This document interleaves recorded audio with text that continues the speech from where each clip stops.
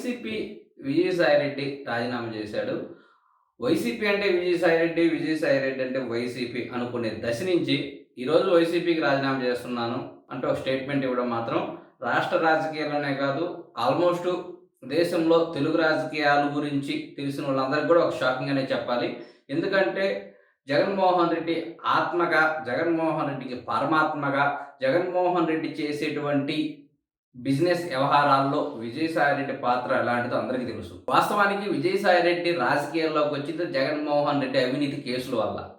జగన్మోహన్ రెడ్డి కంపెనీలకు సంబంధించిన వాటిల్లో ఆడిటర్గా పనిచేసిన విజయసాయిరెడ్డి జగన్మోహన్ రెడ్డి గారితో పాటు జైలుకి వెళ్ళాడు. ఆ తర్వాత నుంచి ఆ జైల్లో నుంచి వస్తూ ఇటు రాజకీయాల్లోకి వచ్చాడు.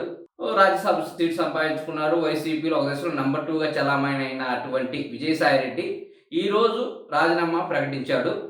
అయితే విజయసాయిరెడ్డి రాజీనామాని అంత ఆషామాషిగా చూడటానికి లేదు. దీని వెనక బలమైన కారణాలు అయితే ఉన్నాయి.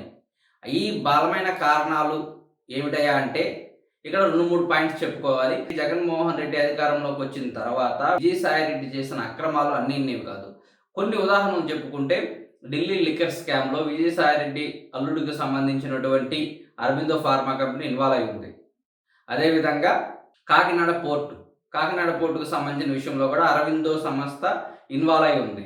ఇవన్నిటికి కాకుండా వైజాగ్ సంబంధించి విజయసాయిరెడ్డి కూతురు వైజాగ్ బీచ్ని ఆక్రమించుకొని కొన్ని స్థలాలు కబ్జా చేశారనే ఆరోపణలు కూడా ఉన్నాయి. ఇవన్నీ బయటకు వచ్చినవే. బయటకు రాని వివాదాలు కావచ్చు, బయటకు రాని అక్రమాలు కావచ్చు, చాలా ఉంటాయి. అవన్నీ బయటకు వస్తే ఇప్పుడుకున్న కేసుకు తోడు మరికొన్ని ఎక్కువ అవుతాయనే భయం విజయసాయిరెడ్డిలో ఉంది. ఇప్పటికే సిఐడి, ఈడీ సంస్థలు రంగప్రవేశం చేశాయి. విజయసాయిరెడ్డికి సంబంధించిన ఆస్తులు కావచ్చు, అతని అల్లుడు కూతురులో సంబంధించిన వ్యవహారాలు కావచ్చు, అన్నీ బయటకు తీస్తున్నారు. దీంతో విజయసాయిరెడ్డిలో ఒక భయం అయితే నెలకొని ఉంది. వీటన్నిటి నుంచి బయటపడటానికి, తెలివిగా ఎస్కేప్ కావటానికి వైసీపీకి రాజీనామా అనేది నా అభిప్రాయం. బేరాలు చేసుకోవాలన్నా లేకపోతే బతిమలాడుకోవాలన్నా వైసీపీ రాజ్యసభ సభ్యుడిగా ఉండి విజయసాయిరెడ్డి ఏ పని చేసినా కానీ ఆ పార్టీ కిందకు వస్తుంది. ఆ పార్టీ చూసో లేకపోతే జగన్మోహన్ రెడ్డి మొహం చూసో కావచ్చు, ఎవరు బీజేపీ వాళ్ళు కావచ్చు, ఇటు టీడీపీ వాళ్ళు కావచ్చు వదిలిపెట్టరు. కాబట్టి అసలు ఆ పార్టీకి సంబంధం లేకుండా పక్కకు వచ్చేస్తే అప్పుడు వీళ్ళతో బేరాలు పెట్టుకోవచ్చు. ఏదో కాస్తో కూస్తో ఉన్న పరువు, నిజానికి ఆయనకు పరువు అయితే లేదు అనుకుందాం. ఆ కాస్తో కూస్తో ఉన్న పరువు, తన అల్లుడు, తన కూతురు, వాళ్ళ ఫ్యామిలీ సభ్యుల్ని కాపాడుకోవటానికి, వాళ్ళకు జైలుకి వెళ్లకుండా కాపాడుకోవటానికి విజయసాయిరెడ్డి ఈ రాజీనామా డ్రామా అనేది తెరలేపాడు. అందులో మరో డౌట్ అయితే లేదు. ఎందుకంటే విజయసాయిరెడ్డి ఆషామాషి రాజకీయ నాయకుడు కాదు.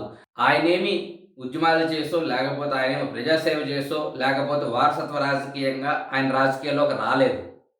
దొంగ కంపెనీలు, పేపర్ కంపెనీలు సృష్టించి వాటిని ఎలా మెయింటైన్ చేయాలి, ఎక్కడెక్కడ డబ్బులు నూకేయాలి, ఏ విధంగా ప్రభుత్వాన్ని మోసం చేయాలి, ఏ విధంగా గవర్నమెంట్కి ట్యాక్స్ ఎగ్గొట్టాలని అపర మేధావి, అపర తెలివితేటలు ఉన్న వ్యక్తి విజయసాయిరెడ్డి. అలాంటి వ్యక్తి సడన్గా ఇప్పుడు రాజకీయాలకి స్వస్తి పలుకుతున్నానంటే దాని వెనక చాలా కథ ఉంది. నిజానికి ఇలాంటి వ్యక్తి రాజకీయాలకు కూడా పనికిరాడు. ఎందుకంటే ఆయన రాజీనామా చేస్తున్నట్టు ప్రకటించగానే ట్విట్టర్లో అక్కడ కింద కామెంట్స్ చూస్తే 100లో 80-90 కామెంట్స్ మంచి పని చేసావు, రాజకీయాల నుంచి తప్పుకోవడమే మంచిదని కామెంట్స్ వినిపిస్తున్నాయి తప్పితే అయ్యో విజయసాయిరెడ్డి గారు మీరు లేకపోతే పార్టీకి ఎంత నష్టం, రాజకీయాల నుంచి అప్పుడు ఎందుకు తప్పుకుంటున్నారు, మీరు పోరాటం చేయాలి, నిలబడాలి అనే కామెంట్స్ రావట్లేదు.